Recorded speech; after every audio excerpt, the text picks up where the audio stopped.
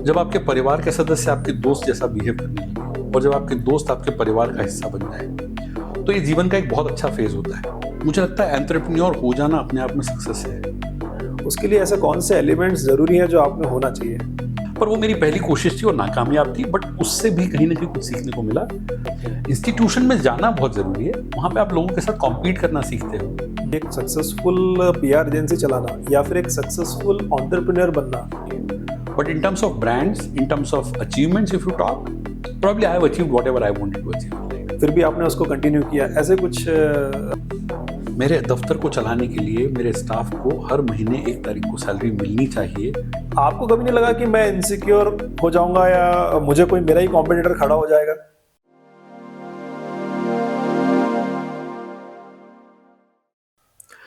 Hello and welcome to insurancy talks. मैं अनुराग हूं और इस शो में हम आपके लिए लाते हैं ऐसी पर्सनालिटीज़ जिनकी कहानियां इंस्पायरिंग है और जिनकी जर्नी से हम सब कुछ सीख सकते हैं। ऐसे ही एक कहानी आज लेकर आए हैं हमारे मेहमान श्री शिशिर सोमानी की। इन्होंने एक ऐसे अनकन्वेंशनल करियर में मुकाम हासिल किया जिसके बारे में आज भी बहुत ज़्यादा लोग नहीं जानते हैं। ये अपने फील्ड में तो एक्सपर्ट है ही, बट साथ ही में कम्युनिकेशन, सॉफ्ट स्किल्स के भी पुरोधा रहे हैं और इसकी पैरवी करते रहते हैं। इनकी मैनेजमेंट स्किल्स और लीडरशिप स्किल्स तारीफ़ काबिल है। और एक अच्छा लीडर जो होता है वो न सिर्फ खुद की लीडरशिप स्किल्स को बढ़ाता रहता है, बट अपने जैसे और भी लीडर्स तैयार करता है। तो इन्होंने बहुत से ऐसे लीडर्स तैयार करे हैं जिनमें से मैं भी एक हूँ। तो प्लीज़ स्वागत करिए शिशिर सोमानी जी का। थैंक यू अनुराग। तो शुरुआत से शुरुआत करते हैं। बिल्कुल, वहीं से करेंगे, है ना? तो आपका जो बिल्कुल शुरुआती समय रहा बचपन में, वो कैसा रहा? आपकी क्या यादें हैं उस समय की? स्कूलिंग वगैरह के बारे में थोड़ा सा कुछ बताएं। बहुत ईमानदारी से बोलूं तो पढ़ाई में बिल्कुल मन नहीं लगता था। खास करके गणित और विज्ञान, ये 2 बिल्कुल समझ में नहीं आते थे। तो जब गणित समझ में नहीं आता तो आपको कॉमर्स भी समझ में नहीं आता है। विज्ञान समझ में नहीं आता तो बचता है सिर्फ सामाजिक अध्ययन, उसमें भी सिर्फ नागरिक शास्त्र अच्छा लगता था। कुल मिला के पढ़ाई में कभी इंटरेस्ट नहीं रहा। किसी तरह पिट पिटा के बीएससी बायोलॉजी में 3rd क्लास मार्क्स ला के तुरंत करियर की शुरुआत करनी थी, ऐसा कुछ जिद थी मेरे अंदर। तो 19.5 साल की उम्र में मैंने अपनी पहली एक नौकरी पकड़ी। फुल टाइम जॉब था। I started my career as a medical representative. Even 1993 में जब मैंने ये शुरू किया था तब भी बड़ा अनकन्वेंशनल माना जाता था। अब बनिया परिवारों के बच्चे मेडिकल रिप्रेजेंटेटिव बन के वो डॉक्टर के यहाँ पे जाके बैग लेके, मैं कमेंट डॉक्टर नहीं किया करते थे। टोटल पूरे देश में मान लीजिए उस समय भी 60-70 हज़ार मेडिकल रिप्रेजेंटेटिव होंगे, तो बमुश्किल 15 माहेश्वरी या बनिया परिवार से बमुश्किल 15-20 लोग होंगे इस तरह के। तो कहने का मतलब ये हुआ कि पढ़ाई लिखाई को छोड़ के बाकी सारी चीज़ें जब इंटरेस्ट करती हैं आपको, तो आपके पास एंटरप्रेन्योर बनने की बहुत सारी संभावनाएं हो जाती हैं। एंटरप्रेन्योरशिप की कोशिशें की, एक कोशिश में फेल हुआ, दूसरी में फेल हुआ, ऐसी तमाम कोशिशें फेल होते होते करीब 9 की गिनती हो चुकी थी। नौकरी करके, छोड़ के, बिजनेस की कोशिश करके, फिर नौकरी करके, फिर बिजनेस की कोशिश करके थकने के बाद फाइनली तय किया कि अब तो प्रोफेशनल कुछ करना पड़ेगा, क्योंकि अब इन्वेस्टमेंट के लिए भी पैसे नहीं बचे। सो बड़ी इंटरेस्टिंग रही है सारी कवायद और ये जर्नी जिसको आप कह सकते हो। फाइनली मुझे वो मिला जो मेरे बारे में मैं भी मानता हूँ और मेरे जो आसपास के लोग वो भी मानते हैं कि कम्युनिकेशन स्किल्स को एग्जिबिट करने का जो सबसे अच्छा जरिया हो सकता था वो पब्लिक रिलेशंस इंडस्ट्री है, जिसमें अब मुझे 21 साल हो गए हैं। एंड आई थिंक मैं इसके लिए बना हूँ। हो सकता है 21 साल के पहले मुझे पता नहीं था कि मैं क्या करूँगा, कैसे करूँगा, बट अब मुझे लगता है कि मैं पब्लिक रिलेशंस और कम्युनिकेशन के लिए ही बना हूँ। इस पे भी आएंगे हम। तो जो आपने अभी बताया ना, उसी से मुझे एक मेरे दिमाग में प्रश्न आया कि फॉर्मल एजुकेशन जो है वो कितना ज़रूरी है। मतलब लाइफ में अगर किसी ने फॉर्मल एजुकेशन नहीं लिए और वो भी कुछ करना चाहता है तो उसके लिए क्या ये एडवाइजेबल है कि नहीं फॉर्मल एजुकेशन लो, उसके बाद ही कुछ करो, या फिर बिना उसके भी जीवन में प्रगति हो सकती है? बड़ा मज़ेदार है। फॉर्मल एजुकेशन से मुझे ऐसा लगता है कॉलेज जाना, किसी एक इंस्टीट्यूशन में जाना, वहाँ पे लोगों से मिलना, किसी क्लास को अटेंड करना, किसी को बंक करना, टपरी पे जाके खड़े होना, वहाँ पे दोस्तों के बीच में अपनी जो शरारतें हैं उनको करना, this is a part of college life. वो मैंने पूरी जी है। मुझे केमिस्ट्री अट्रैक्ट नहीं करती थी, मुझे शायद जूलॉजी का वो जो यूनी और पायला का डिसेक्शन था शायद वो अट्रैक्ट नहीं करता था, but college life has always attracted me. Okay. Institution में जाना बहुत जरूरी है, वहां पे आप लोगों के साथ कॉम्पीट करना सीखते हो। मैं मान लीजिए 48% मार्क्स लेके आया तो शायद 46 वाला भी था वहां पे, और 72 वाला भी था, और 85 वाला भी था। So you have to go to an institution. Institution में पढ़ाई कैसी होती है, कितनी होती है, वो एक अलग सब्जेक्ट है। तो मुझे ऐसा लगता है कोई बोलेगा कि हम घर पे पढ़ लेंगे या प्राइवेट कर लेंगे, उसके बजाय मैं चाहूँगा कि वो इंस्टीट्यूशन में जाएं, किसी कॉलेज में जाएं, किसी यूनिवर्सिटी में जाएं। तो फॉर्मल एजुकेशन का फ़र्क है। हाँ, मतलब बहुत ज़्यादा सोशल स्किल्स भी आप सीख लेते हो साथ ही साथ में यस, ना? और वो काम आती हैं। वो कंपटीशन स्किल्स जो हैं, हाँ, मैं अपनी कॉलेज की मैगजीन का एडिटर बना। हाँ, वो मेरा पहला लिखने का स्टिंट था। उसके पहले मैंने शायद पत्र संपादक के नाम कुछ लिखे होंगे। सो जब मैंने मैगजीन को एडिट किया 3 लोगों की टीम में जाके, तो वो सिर्फ इंस्टीट्यूशन में हो सकता था। हालांकि 1993 में और 2023, 24, 25 में जिस वक्त हम बैठे हुए हैं, इसमें बहुत अंतर आ गया है। फ्रीलांसिंग के लिए बहुत मौके हैं वहाँ। उस समय कॉलेज में जाकर सीखना ही एक अप्रोप्रिएट वे ऑफ लर्निंग था, according to me. Correct. So now this is actually encouraging me to ask another question कि आपको हमेशा से ही एंटरप्रेन्योर बनना था, या during the journey you figure out कि नहीं, मैं एंटरप्रेन्योरशिप अच्छे से कर सकता हूँ? मुझे एंटरप्रेन्योर बनना था। हाँ, मेरा पहला जो फेलियर है वो 9वीं कक्षा में, जब मैंने कोई कोशिश की थी। हाँ, हाँ। वो मेरी पहली कोशिश थी और वो बहुत बुरी तरह नाकामयाब रही थी। क्या क्या कोशिश थी वो अभी तक मैंने कभी बताई नहीं है। उसका रीज़न ये है, और थोड़ा सा एम्बेरेसिंग है वो। मैंने और मेरे 2 दोस्तों ने मिलकर कुछ ऐसी चीज़ की थी जो किसी भी तरह से समाज में एक्सेप्टेबल थी, बट उसको करने के जो हमारे मीन्स थे वो ठीक नहीं थे। तो मतलब मैं उसको डिस्कस करना कम पसंद करता हूँ, बट वो मेरी पहली कोशिश थी जब मेरे को समझ में आया था कि कुछ तो करना है। But was it a successful trial? It was a it was a failure. Major failure because, और एक बात और है, उसको फेल होना चाहिए था, इसीलिए वो फेल हुई। It was too premature. Right. 9वीं कक्षा में जब आपको पढ़ाई करना ज़रूरी होता है, उस समय आपको घर से इतनी फ्रीडम नहीं मिल सकती थी, घर छोड़ना पड़ता फिर, which was not possible for me, even कभी भी संभव नहीं हुआ। पर वो मेरी पहली कोशिश थी और नाकामयाब थी, बट उससे भी कहीं ना कहीं कुछ सीखने को मिला। इनफैक्ट उससे कुछ एथिकल चीज़ें सीखने को मिली। वो हमने चोरी की थी, घर वालों को नहीं बताया था। मैंने और मेरे 2 दोस्तों ने अपने घर वालों को नहीं बताया था। उनके लिए मेरे से ज़्यादा एम्बेरेसिंग था वो। ये भी एक कारण है कि मैं कैमरे पे नहीं बात करना चाहता, but yes, that was my first failure. हाँ, उससे भी मैंने बहुत कुछ सीखा है। यही तो है, मतलब पर्पस इस शो का यही है कि ऐसी चीजें जो आपके लाइफ से दूसरे सीख सकते हैं, यस। है ना? सो आपने भी 9वीं सीखा। कक्षा में यदि आपके पास कोई एक एम्बिशियस प्रोजेक्ट हो हाँ, और आपके पेरेंट्स उसमें इन्वॉल्व नहीं हैं, या आपका कोई एक वेल विशर उसमें इन्वॉल्व नहीं है, तो it can be risky, it can be fatal, it can be very very creating lot of doubts in your parents mind कि आप कुछ गड़बड़ तो नहीं कर रहे हो। Correct. And how important failures in life, क्योंकि लोग सक्सेस की बात करते हैं हमेशा, पर फेल्यूअर एक ऐसी चीज है जो मुझे लगता है कि बहुत इंपॉर्टेंट है, लेकिन इसके बारे में लोग ज्यादा बात नहीं करते हैं और अवॉइड करने की कोशिश करते हैं। फेलियर्स को महिमा मंडित करना मुझे भी कम पसंद है। हाँ, लोग अब फेलियर्स को महिमा मंडित करके अपनी जर्नी को बड़ा कठिन और बड़ा संघर्षमय बताने की कोशिश करते हैं। मैं बताना चाहता हूँ अनुराग, मैंने कोई संघर्ष नहीं किया। मैंने गलतियाँ की, उनसे सीखा, फिर गलतियाँ की, उनसे सीखा, अब की बार कम गलतियाँ की, फिर शायद धीरे धीरे चीज़ें मेरे लायक होने लग गई, मेरे अनुकूल होने लग गई। अब इसको जब कोई मुझे कहता है कि आपने बड़े संघर्ष किए, मैं पूरी तरह से इन बातों को मना करता हूँ कि उनको संघर्ष नहीं बोलना चाहिए, वो सीखने की प्रक्रिया है। मैं एक अच्छे मिडिल क्लास बैकग्राउंड से आता हूँ, खाना खाने की कभी कोई दिक्कत नहीं हुई, खूब प्रेम मिला, पेरेंट्स का, परिवार का, दोस्तों का खूब सारा स्नेह मिला। उनको संघर्ष नहीं कहा जा सकता, वो सीखने की प्रक्रिया है। That's a part of your learning, not struggle. Struggle इसलिए क्योंकि वो आप फेल हो गए, आपने एक प्रोजेक्ट शुरू किया, फेल हो गया, अब सवालों के जवाब देना है। तो सवालों के जवाब किसको देना है? मुझे देना है, मैंने दिए। हाँ, वो कोशिश की थी, नहीं हुआ, तो अब मैं कुछ और कर रहा हूँ। एक स्थिति ऐसी आई मेरे जीवन में जब लोग पूछते थे अब क्या नया कर रहा है, and probably that I wanted to listen, अब नया क्या कर रहा है। तो उस नया करने ने मेरे को आगे मोटिवेट किया। अब आप कहें तो उसको फेलियर कह सकते हैं, आप कहें तो उसको सीखने की प्रक्रिया कह सकते हैं। Correct. For me they are not failures, क्योंकि मेरा ऐसा नहीं था घर बार बिक गया, मेरा सब कुछ बर्बाद हो गया, मैं किसी को मुंह दिखाने के लायक नहीं बचा। ऐसी कोई सिचुएशन कभी लाइफ में नहीं आई। और एक बात और है, इसमें पेरेंट्स का, इसमें फैमिली का बहुत बड़ा योगदान होता है।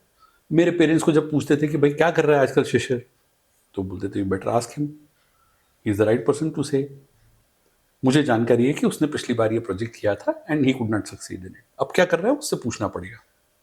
तो दे वर सो अपफ्रंट, दो so honest, they were so supportive to me कि ये जो कुछ भी है मैं आज की तारीख में उन्हीं को डेडिकेट करता हूँ। Right right. और जो एक कई लोगों से मैंने भी सुना है कि setbacks is the right word, बजाय कि आप ये बोलो कि मैं फेल हो गया हूँ। हो सकता है लाइफ में सेटबैक्स होते रहो पर फेल कोई नहीं होता है। शब्दों का मायाजाल है। हाँ मैं वही कह रहा हूँ, बुरा भी इसलिए लगता है कि फेलियर मतलब एज इफ आई फेल्ड। हाँ कई बार तो मैंने अटेम्प्ट ही नहीं किया। करेक्ट। मैं मैराथन के लिए अटेम्प्ट ही ना करूँ, 3 किलोमीटर बाद वापस घर आ जाऊँ, तो आप उसको फेलियर तो नहीं बोल सकते। राइट एंड मैं उसको रन छोड़ बोलता हूँ, मैंने युद्ध की भूमि को छोड़ दिया। Right. That's more appropriate according to me. Good. So अब ये थोड़ा पीआर के बारे में आप बताओ कि आप कैसे पीआर की तरफ, लाइन की तरफ आए, और उसके भी पहले एक तो पीआर एजेंसी होती क्या है, वो करती क्या है, पब्लिक रिलेशन बेसिकली क्या काम होता है, वो थोड़ा आप बताओ। सो जैसा कि मैं बता रहा था, मेरी तकलीफ़ों की शुरुआत तब हुई जब कुछ प्रोजेक्ट्स बुरी तरह फेल हुए, और वो इस कदर फेल हुए कि मुझे कुछ ईएमआईज़ की भी प्रॉब्लम आने लगी। मैंने जो लोन्स लिए थे उनको चुकाने की दिक्कत थी। सो मुझे नौकरी करने की ज़रूरत पड़ी। नौकरी करने की ज़रूरत पड़ी तो अब क्या करेंगे? क्या करेंगे? तो एक एडवर्टाइजिंग एजेंसी में जाके इंटर्नशिप करेंगे, क्योंकि एडवर्टाइजिंग आती तो है नहीं। So when I offered them कि मैं इंटर्नशिप करना चाहता हूँ, तो सबसे पहले तो उनको आश्चर्य हुआ कि भाई ये इंटर्नशिप क्यों करेंगे? 6 साल का अनुभव जिस आदमी के पास है, फार्मा मार्केटिंग का एक्सपीरियंस है, वो अचानक से इंटर्नशिप क्यों करेंगे? तो मैंने उनको बताया कि advertising was my choice of career, तो मैं इसमें ट्रेनिंग लेना चाहता हूँ। दे वर मोर देन हैप्पी। 6 साल का एक्सपीरियंस आदमी यदि उनको इंटर्नशिप करने लगे अचानक से कम पैसों में, तो I am sure agencies would be happy to offer you. वहाँ पे मैंने सीखा कि पब्लिक रिलेशंस भी एक प्रोफेशन है जो बड़ा अट्रैक्टिव है, और मैं जिस एजेंसी में काम करता था उनके लिए वो इतना प्रॉफिटेबल या उतना अट्रैक्टिव नहीं था। पब्लिक रिलेशंस को मैं डिफाइन करता हूँ, पर ये बता दूं कि एडवर्टाइजिंग का एक सब टॉपिक है जिसमें कंपनियां, एजेंसीज जो होती हैं, एडवर्टाइजिंग एजेंसीज होती हैं, वो एक सब प्रोडक्ट के रूप में देती हैं। मैंने पहली बार कोशिश की मध्य प्रदेश में कि हम एक full fledged public relation communication company शुरू करें, कंसल्टिंग शुरू करें। तो मैं आता हूँ अपने तुम्हारे उस सवाल पे कि पब्लिक रिलेशंस होता क्या है। मैं जब किसी व्यक्ति, किसी कंपनी, किसी कॉरपोरेट, किसी नॉट फॉर प्रॉफिट ऑर्गेनाइजेशन, किसी होटल, किसी हॉस्पिटल, किसी सर्विस इंडस्ट्री के लिए जब ओपिनियन बनाने का काम करता हूँ, वो ओपिनियन बनाने के लिए मैं मीडियम्स का यूज़ करता हूँ। वो प्रिंट हो सकता है, रेडियो हो सकता है, इलेक्ट्रॉनिक चैनल्स हो सकते हैं, सोशल मीडिया हो सकता है, वेबसाइट्स हो सकती हैं। इस पूरी एक्सरसाइज को पब्लिक रिलेशंस कहा जाता है। When you try to create image of a person or a company or a brand in the way that brand wants to portray itself, मैं बड़ी सामान्य शब्दों में इसको पब्लिक रिलेशंस कहता हूँ। इसको और आसान करें हमारे उन युवा लोगों के लिए जो इसको देखने वाले हैं, जनसंपर्क मतलब लोगों से मिलना जुलना और अपने ब्रांड्स के बारे में, अपने लोगों के बारे में बात करना, उनके बारे में इमेज बनाना। सो आप बहुत नटशेल में कहें तो इमेज मैनेजमेंट का काम होता है पब्लिक रिलेशंस। इसके लिए आप कई सारे मीडियम यूज करते हो। Right. So now that you have successfully run a PR agency and you have dealt with lot of big clients, but ऐसा ऐसे अगर कुछ एलिमेंट्स की बात करें कि एक सक्सेसफुल पीआर एजेंसी चलाना या फिर एक सक्सेसफुल एंटरप्रेन्योर बनना, उसके लिए ऐसे कौन से एलिमेंट्स जरूरी हैं जो आप में होना चाहिए? हम इसको 2 टुकड़ों में बांट दें, if you allow me, successful and entrepreneur. मुझे लगता है एंटरप्रेन्योर हो जाना अपने आप में सक्सेस है। आपने यदि सोचा था कि मैं एंटरप्रेन्योर बनना चाहता हूँ और आप वो बन गए, फॉर मी दैट स्टार्ट्स दी, वहाँ से मेरे सेटिस्फैक्शन की शुरुआत होती है। सक्सेसफुल या नॉट सक्सेसफुल ये अक्सर करके लोग जज करते हैं। मैंने जब अपना पहला असाइनमेंट लिया था, जी टेलीफिल्म्स के लिए काम किया था मैंने पहली बार। उसके पहले भी एक छोटा सा असाइनमेंट लिया था, बट जी टेलीफिल्म्स के ब्रांड को इंदौर के मीडिया में लेके जाना मेरी सक्सेस की शुरुआत हो चुकी थी, मैं ऐसा कह सकता हूँ। फिर हमने सोनी एंटरटेनमेंट टेलीविज़न को पिच किया, वो हमारी दूसरी शुरुआत थी। इसके बाद हमने कोटक महिंद्रा बैंक के लिए काम किया है, हमने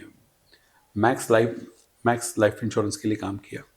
सो ये जो ब्रांड्स हैं इतने अट्रैक्टिव हुआ करते थे उस समय मेरे लिए। मैंने फिल्म इंडस्ट्री की कई सारी सेलिब्रिटीज़ के लिए मीडिया रिलेशंस का काम किया हुआ है। You name a celebrity and probably I have worked for them. I have represented them, I can not say I have worked for them, but I have represented them in regional markets, Madhya Pradesh, Chhattisgarh, Rajasthan, rest of Maharashtra. So वो बड़ी interesting शुरुआत थी हमारी, और उसके कारण मेरे को लगता है वो सक्सेस के मेरे पैरामीटर्स पे मैं शुरुआत से सक्सेसफुल होना शुरू हो गया। जब तक जहाँ तक हम बात करेंगे रेवेन्यूज़ की, तो शायद मैंने अभी भी वो अचीव नहीं किया जो मेरा हाईएस्ट हो सकता है, या जो मेरा बेस्ट है वो अभी तक आना बाकी है। But in terms of brands, in terms of achievements, if you talk, probably I have achieved whatever I wanted to achieve in life. Right right. तो जैसा आपने बताया कि आपने इतने समय से जो एजेंसी रन किया है, तो उसमें बीच में बहुत सारे अप्स एंड डाउन्स भी आए होंगे। कभी आपको ऐसा लगा होगा कि मैंने चालू तो कर दिया लेकिन अब मैं शायद जहाँ जाना चाहता हूँ वहाँ पहुँच नहीं पा रहा हूँ, या फिर कभी ऐसे कुछ अचानक से ऐसे कुछ जिसको हम बोले कुछ ऐसे कुछ इवेंट्स या सर्कमस्टेंसेस जहाँ पे आपको लगा कि नहीं ये बहुत उतना पेस मैं नहीं लेके जा पा रहा हूँ जितने में ले जाना चाहिए, फिर भी आपने उसको कंटिन्यू किया, ऐसे कुछ आपको याद आ रहा है? दो मोमेंट्स। अनुराग, हमको एक बात समझ में आई, हम जब पूरी तरह से बॉम्बे, दिल्ली, बैंगलोर, चेन्नई की एजेंसीज पर डिपेंडेंट थे, मतलब हमारा जो क्लाइंट बेस था वो पूरी तरह से किसी और एजेंसी या किसी और कंपनी के भरोसे था। हमको सेटबैक लगा।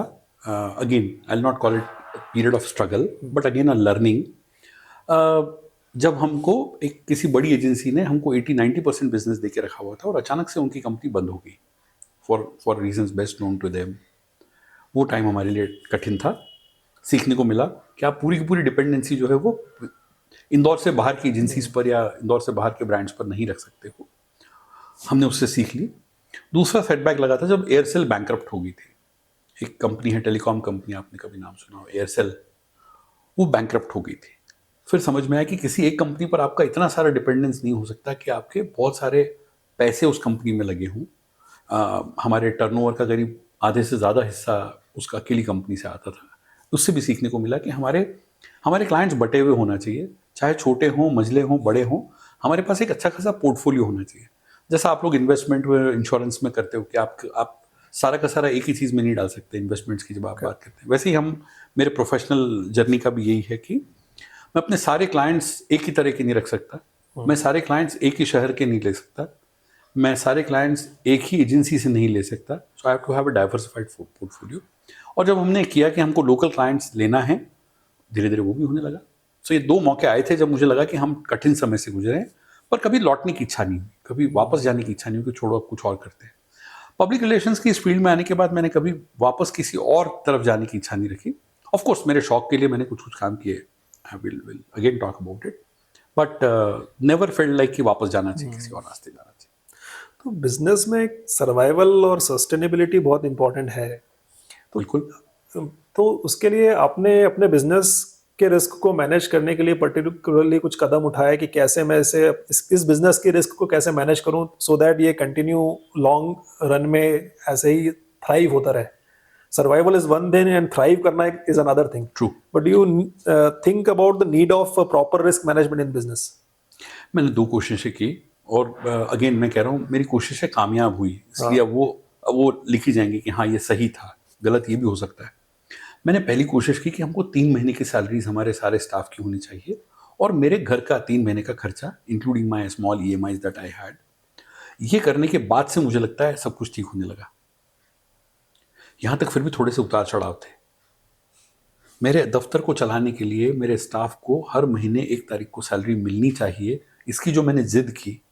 मेरे घर पे हर महीने राशन से लेके मकान की EMI से लेके कार की EMI तक सब कुछ बराबर जाना चाहिए, ये जब मैंने जिद की उसके बाद चीज़ें ठीक होने लगी। उसके पहले हैपहैज़ार्ड चलता था, 2 महीने एक साथ EMI भर दिया, फिर किसी महीने आपने कार का EMI भर दिया, फिर किसी महीने आपने किसी का उधार चुका दिया। जैसे जैसे मैंने अपने आप को ऑर्गेनाइज करना शुरू किया, जैसे जैसे मैंने अपनी रिस्क को बांटना शुरू किया, आई थिंक वो मेरा टर्निंग पॉइंट था। उसके बाद से स्टेबिलिटी ने साथ देना शुरू किया। इंस्टेबिलिटी, बिजनेस के स्ट्रेसेस, परिवार, ये सब एक साथ आप पे टूटता है जब आप एंटरप्रेन्योर बनते हो, ये इत्तेफाक है। राइट। मर्फीज लॉ भी यही बोलता है कि जब आप एक कोई काम करने जाते हो, यदि सही होते हैं तो सारे काम सही होते हैं, गलत होते हैं तो सारे काम गलत होते हैं। Right. I think it happened with me also. जब चीज़ें सही होने लगी तो लगातार चीज़ें सही होने लगी। अच्छा, एक चीज़ जो मैं जानता हूँ पर्सनली आपको कि आपने अपनी लीडरशिप क्वालिटीज़ में बहुत सारे ऐसे एक बोल्ड स्टेप लिए हैं जो मुझे लगा कि एक नॉर्मली कोई और अगर ये करता तो उसको बहुत ज़्यादा इनसिक्योरिटी फील होती है। जैसे एग्जांपल के तौर पे आपने आपके जैसे जो कई लीडर्स तैयार किए हैं, उनको आपने लगातार नरिश भी किया, मेंटरशिप भी करी और जहाँ ज़रूरत पड़ी तो उनको आपने हैंड होल्डिंग भी करी है। तो आपको कभी नहीं लगा कि मैं इनसिक्योर हो जाऊँगा या मुझे कोई मेरा ही कॉम्पिटिटर खड़ा हो जाएगा? कॉम्पिटिटर्स खड़े हुए हैं, मेरे मेरे अपने प्रोफेशन में कॉम्पिटिटर्स खड़े हुए हैं। मैं उनको कंपटीशन नहीं देखता। मैं उनको एक इकोसिस्टम का एक हिस्सा देखता हूँ। I don't see them as competition, but I see them as part of this ecosystem. इस इकोसिस्टम में यदि मैं अकेला रहा तो मेरे सर्वाइवल की भी दिक्कत होने वाली है, ये मैं सोचता हूँ। और लीडर्स के बारे में भी मेरे को ऐसा लगता है, यदि आपके आसपास 2 4 5 10 लीडर्स हैं, तो जब आपकी लीडरशिप कमजोर होगी, आप उनसे मदद मांग सकोगे या at least peer to peer talk कर पाओगे। आप कुछ लोग हैं, आई एम श्योर आप भी जानते होगे, मैं भी जानता हूँ, जो लगातार अपने से नीचे, अपने अपने अंडर में बहुत सारे लोगों को रखना चाहते हैं। मुझे ऐसा लगता है मैं बहुत सारे लोगों को मेरे बराबर रखना चाहता हूँ, या मेरे से ऊपर भी हो जाए तो मुझे अच्छा लगेगा। और कहीं मैंने पढ़ा भी कि लीडरशिप की क्वालिटी होती है कि आप कितने लीडर्स अपने आसपास तैयार करते हो, और वो मेरे अंदर भरा हुआ है। लीडर्स यदि आपके आसपास हुए, आपके आसपास अमीर लोग हुए, आपके आसपास में रिसोर्सफुल लोग हुए, आपके आसपास संतुष्ट लोग हुए, आपके आसपास भरे पेट वाले लोग हुए, तो आप अपना एक अलग इकोसिस्टम बनाओगे। Right. This is what I feel. नहीं, of course very interesting and मतलब ये एक आपकी एक और क्वालिटी जो मुझे बहुत अच्छी लगती है वो है कि आप ना रिलेशनशिप में बड़े प्रोएक्टिव हो। So you invest lot in relationship and you proactively manage your relationship a lot. मतलब आपको कई बार मतलब ओवर एंड अबोव जाके भी अगर कुछ करना पड़ता है तो आप करते हो अगेंस्ट योर विल और may be against your circumstances. वो मैंने खुद ने कई बार ऑब्जर्व भी किया है। तो सबसे पहले तो क्वेश्चन ये है कि आपको इनिशियली स्टेज से ही रिलेशनशिप की इम्पोर्टेंस कैसे समझ में आई और आपको किसने मोटिवेट किया कि आपको इस एरिया में इतना ध्यान देना चाहिए? इसमें पर्सनल कुछ चीज़ें जो कि मैं बताना चाहूँगा। अनुराग, मुझे जब जब जिन जिन चीज़ों की ज़रूरत पड़ी, जब जब मैंने मदद मांगी है, या एज ए फैमिली हमने जब मदद मांगी है, वो मदद हमको मिली है, कई बार बिना मांगे मिली है। जैसा कि मैंने बताया था, I come from a really a middle class family, but a happy middle class family. तो मिडिल क्लास फैमिलीज में एक चीज़ और आपने भी ऑब्जर्व की है, हम सब एक ही बैकग्राउंड से आते हैं। You have that family bond, you have that friends का एक बॉन्ड, जिसमें आप बहुत ज़्यादा कैलकुलेशन नहीं करते। Of course I am sure दुनिया अलग अलग तरह के लोगों से भरी पड़ी है, मेरे आसपास भी कुछ लोग हैं ऐसे, बट मुझे फिर भी ऐसा लगता है कि ये जो मिला है उसका रेसिप्रोकेशन है। Nothing that I have created something, nothing that I have gone beyond my limits. लोगों ने मेरे साथ ऐसा कुछ किया है, इतना कुछ दिया है मुझे, कि मैं उसके बदले में हमेशा लगता है कि मैं कुछ कम ही लौटा रहा हूँ। Giving back to the family, giving back to the society, giving back to the people around you still lesser according to me. मैं इससे ज़्यादा देना चाहता हूँ, बट लिमिटेशंस हैं, नहीं कर पाते। मैं सोशल कम हूँ, बट मैं फैमिली, फ्रेंड्स और रिलेटिव्स के लिए बहुत इजीली एक्सेसिबल हूँ। आप मुझे किसी सामाजिक गतिविधियों में बहुत ज़्यादा नहीं देखोगे, आप मुझे कहीं बहुत ज़्यादा प्रोएक्टिवली ऐसे किसी कम्युनिटी डेवलपमेंट प्रोग्राम में नहीं देखोगे। बट फैमिली, फ्रेंड्स, रिलेटिव्स, इसका जो मेरा है, या मेरे जो प्रोफेशनल फ्रेंड्स भी अब फैमिली का हिस्सा हो गए। एक बहुत इंटरेस्टिंग बात मेरे को सीखने को मिली थी, जब आपके परिवार के सदस्य आपके दोस्त जैसा बिहेव करने लगे, और जब आपके दोस्त आपके परिवार का हिस्सा बन जाए, तो ये जीवन का एक बहुत अच्छा फेज होता है। शायद मैं उसको जीता हूँ। Correct. Very true, very true. मतलब मैं इसको बहुत रिलेट कर पाता हूँ और ये एक साइकिल ही है ना। Yes. आप दे रहे हो, आपको मिल रहा है। रेसिप्रोकेट हो रहा है। हाँ, एक दे रहे हो, आपको शायद 100 मिल रहा है, राइट। तो फिर आप एक देने में क्यों डर रहे हो? Correct. And you are grateful about what you have received, है ना? Yes, I'm more grateful about what I have received. Yes. So others are also similarly respectful. सो अभी वापस से बिजनेस की तरफ आते हैं। तो बिजनेस में आई एम श्योर कि बहुत सारे स्ट्रेस भी रहती है, आपको काफ़ी टेंशन भी हो सकती है, इतनी सारी चीज़ें आपको मैनेज करना पड़ता है। You are CEO and founder of one of the very big PR agency. तो बिजनेस में जो स्ट्रेस है उसको आप कैसे देखते हो और उसको आप कैसे हैंडल करते हो? स्ट्रेस ना बहुत मिसयूज्ड वर्ड है, बहुत ज़्यादा। डिप्रेशन, स्ट्रेस, ये सब ऐसे शब्द मुझे लगता है बहुत भारी है। स्ट्रेस होता है कुछ पल के लिए, कुछ पल से भी कम समय के लिए, एक छोटा सा एक मोमेंट आता है। How you handle it, that's either stress or you handle it, you deal with it. मतलब आपको गुस्सा आ रहा है। अभी मैंने परसों कहीं एक बात सुनी या पढ़ी थी, मुझे याद नहीं आ रहा है। वो कहता है गुस्से से ज्यादा प्लांट कुछ भी नहीं होता। आपको कोई प्रोवोक कर सकता है, मतलब आप भरे बैठे हो, मौका मिलने की देर है आप फट पड़ोगे।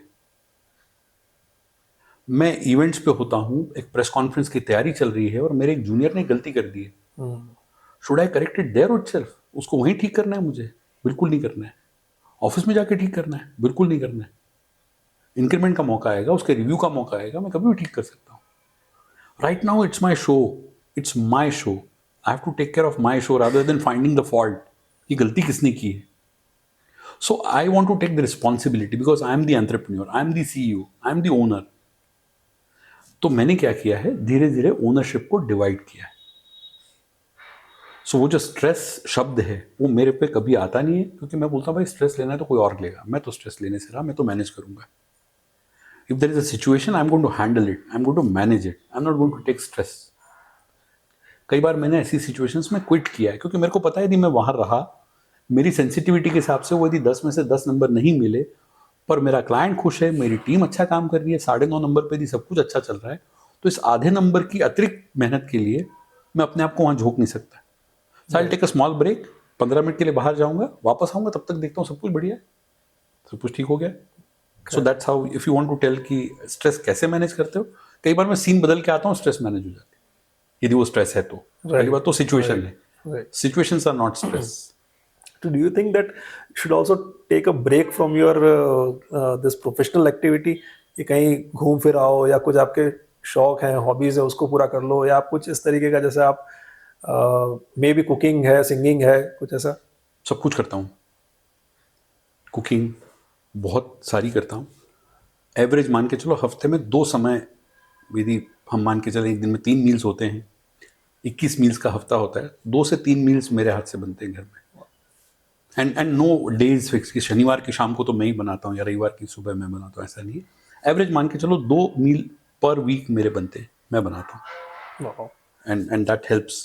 I am good at singing, मुझे मज़ा आता है, और कुछ लोग कहते हैं कि अच्छा गा लेता हूँ, तो कि सिंगिंग मेरा शौक है। घूमने फिरने का बहुत ज़्यादा शौक है मुझे। मान के चलो साल में 4 से 5 बार छोटे मझले और बड़े ब्रेक्स लेता हूँ।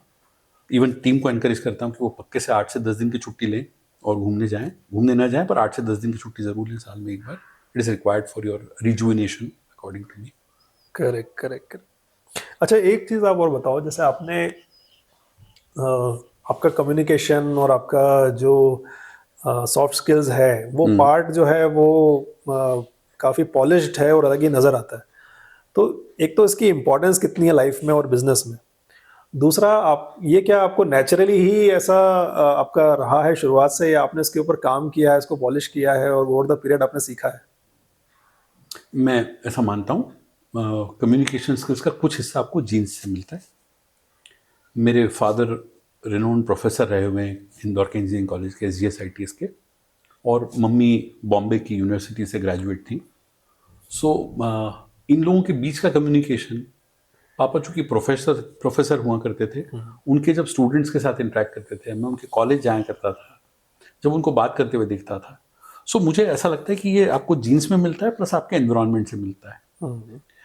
तुमको पता है यदि 10 लोगों का परिवार जिनमें एक भी व्यक्ति को बोलना और सुनना नहीं आता हो, तो यदि उनके घर में एक स्वस्थ बच्चा पैदा होगा तो वो भी बोल और सुन नहीं पाएगा। करेक्ट। शायद सुन पाएगा पर बोल नहीं पाएगा,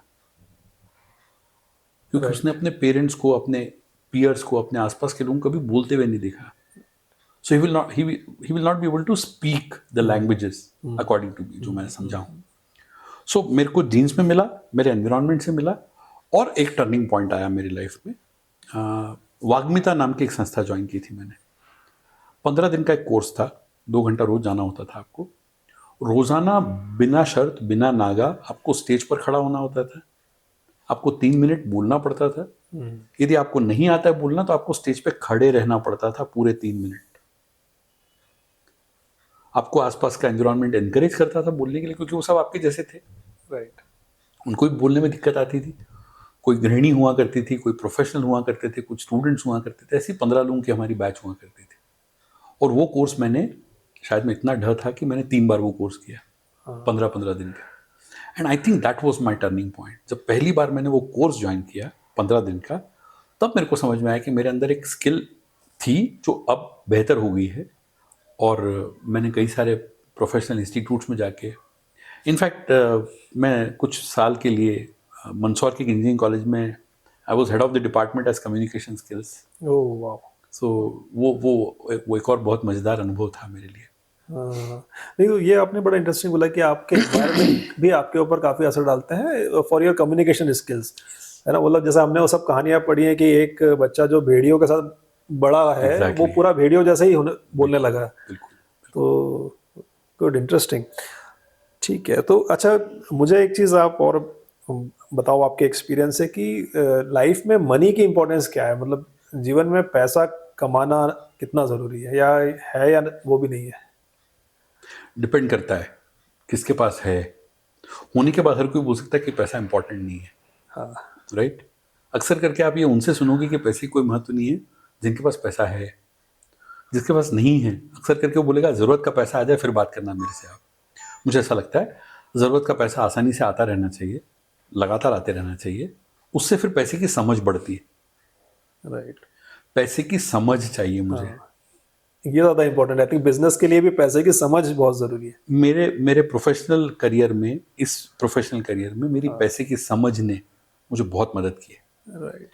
मेरे एक दोस्त हुआ करते थे, उन्होंने मेरे साथ 3 घंटे का एक सेशन लिया था मेरा। जैसा मैं शीतला मिश्र साहब का जिक्र करता हूँ अपनी सारी बातचीत में कि उन्होंने मेरा आउटलुक बदला कम्युनिकेशन के प्रति, वैसे मेरे एक बहुत अच्छे दोस्त हैं नितिन बंग, उन्होंने इन्वेस्टमेंट्स और बचत को लेकर मेरे आउटलुक को बदला। He took a session of about 2.5 to 3 hours. He sat with me. उसने मुझसे सिर्फ सवाल पूछे, उसको जवाब जानने में कोई रुचि नहीं थी कि मैं क्या जवाब देता हूँ। उसने कोई कंक्लूजन नहीं निकाला, उसने कोई मेरे लिए प्लानिंग करके नहीं दी।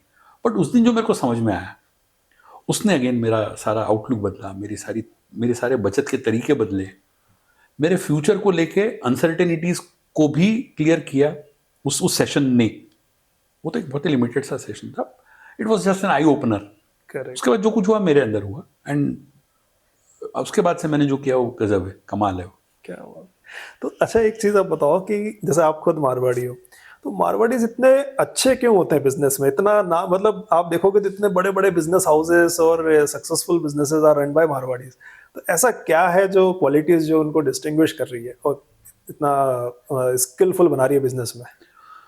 2025 में मैं इस बात को सीधे सीधे मतलब नकारता हूँ कि मारवाड़ियों का कुछ बड़ा योगदान है, क्योंकि I think every community is doing well, every community is doing well. पर हाँ, हम यदि बिरला जी की बात करें या हम और भी कलकत्ता के जो बहुत बड़े सेठ हुआ करते थे उनकी बात करें, रुइयाज हैं, बहुत सारे लोग हैं जो बनियाज हैं, यस। मारवाड़ीज हैं, मुझे ऐसा लगता है उनके जो तकलीफ़ें थी, उन्होंने राजस्थान में जिस तरह का हैजा हुआ है, जिस तरह की पेट से जुड़ी हुई बीमारियां हुई हैं, जिस तरह से लोगों ने पलायन किया है, अनुराग आप देखोगे कि पलायन जो है वो नस्लों को इम्प्रूव करता है।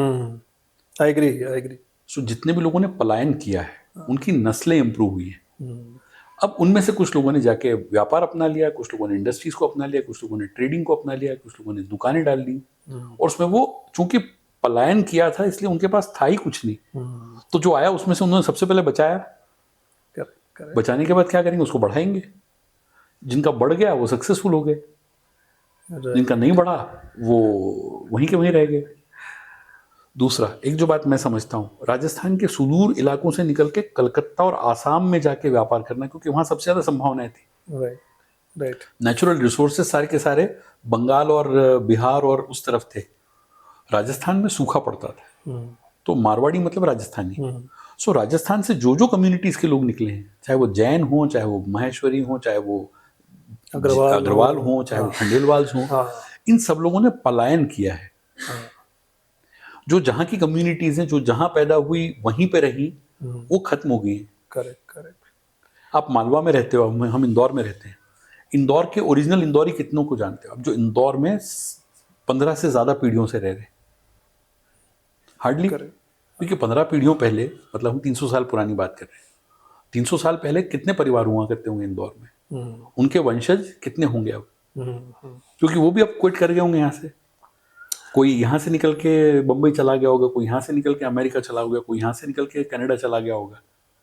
सो अल्टीमेटली जो पलायनवादी लोग हैं, पलायन करते हैं, वो ग्रो करते हैं।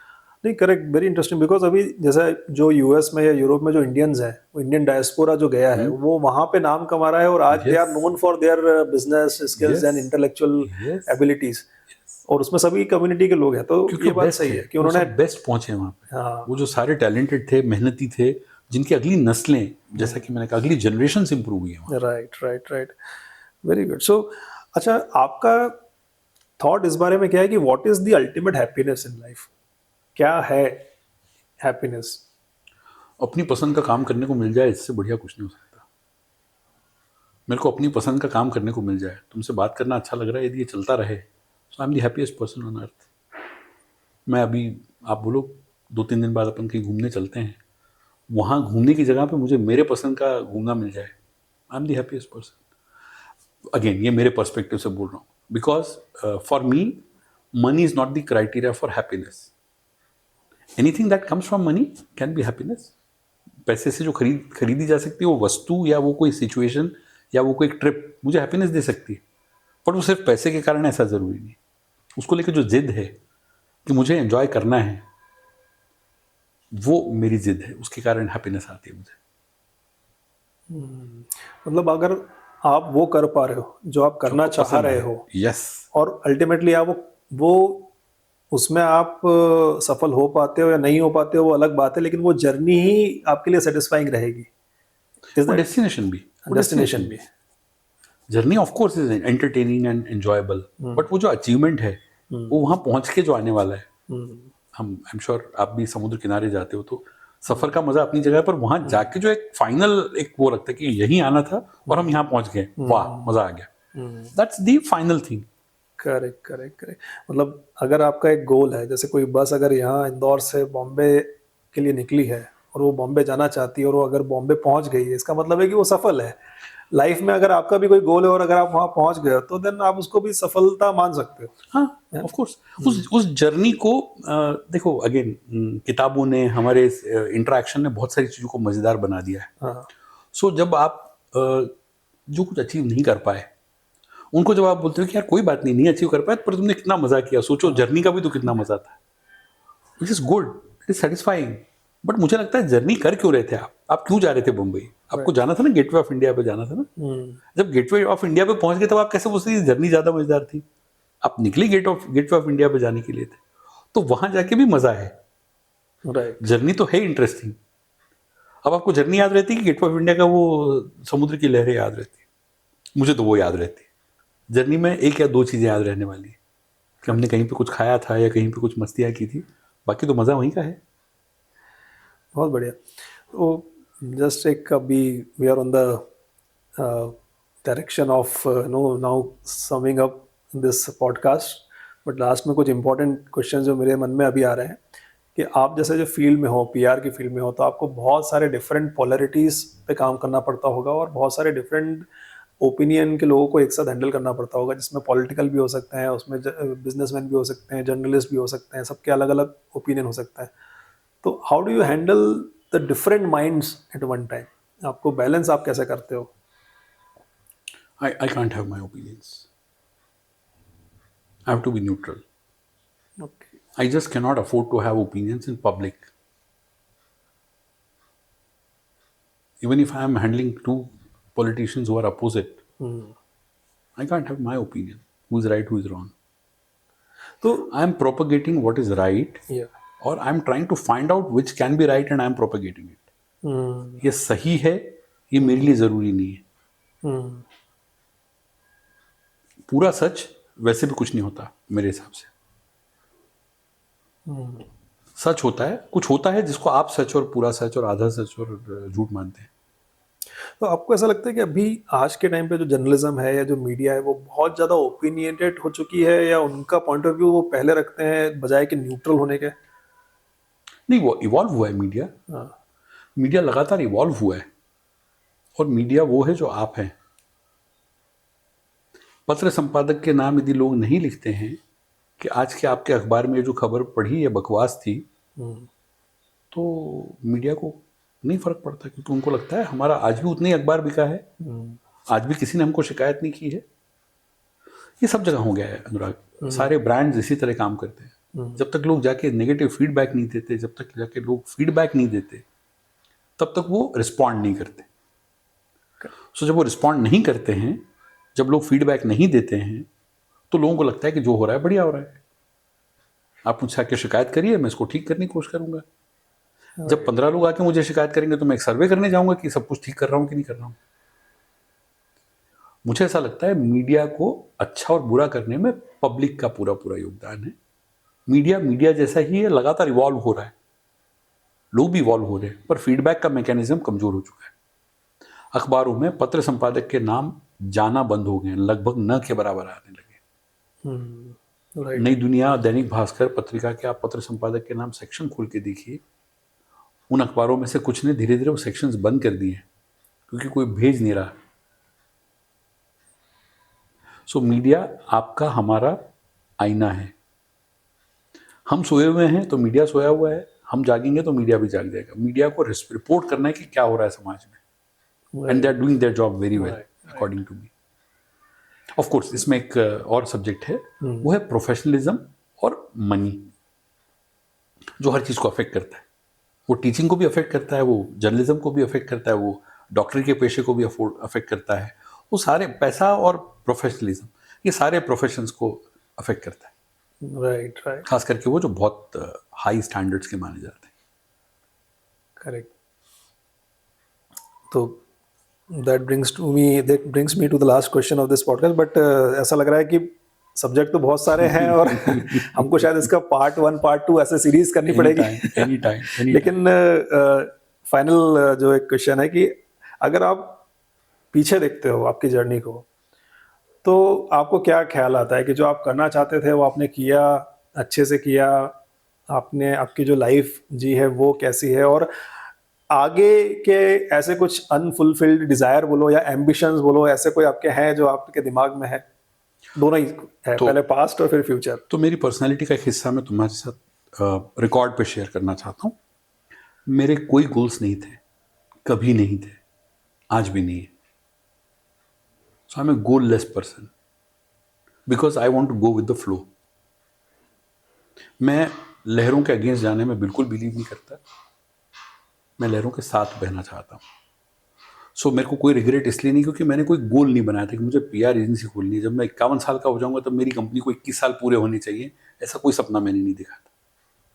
आई wanted to do something that interest me, which is satisfying, which brings me some money and lot of happiness, required money and lot of happiness. I am getting it and I want to continue with this. मुझे कहाँ जाना है, मेरा कोई target नहीं है। मैं इसको लगातार मजे के साथ करते रहना चाहता हूँ और खूब मजे के साथ करते रहना चाहता हूँ।